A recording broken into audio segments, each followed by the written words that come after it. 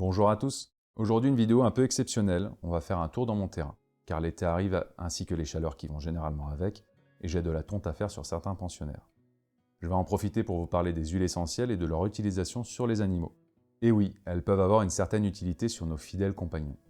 Je vais me changer et on se retrouve dehors.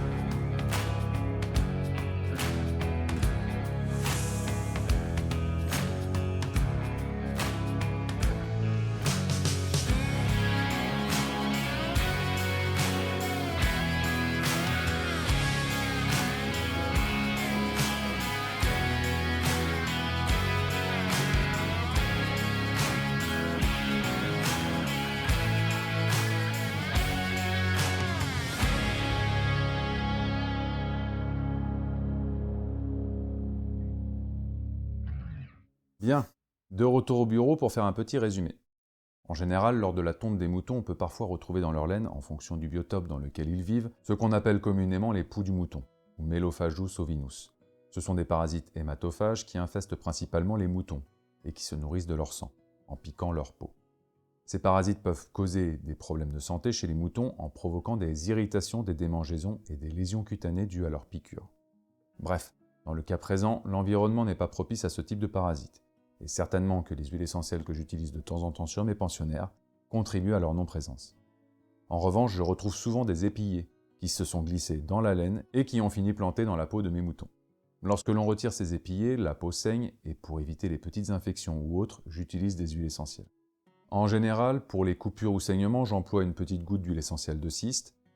Si jamais je sais que dans la journée ils se sont gavés comme des oies et qu'ils ont la peau du ventre bien trop tendue, je vais par exemple utiliser 1 ou 2 gouttes d'huile essentielle de lémongrasse. Étonnamment, les moutons adorent ça. Dans un morceau de pain ou une fanne de poireau par exemple. Ça va les aider à mieux digérer.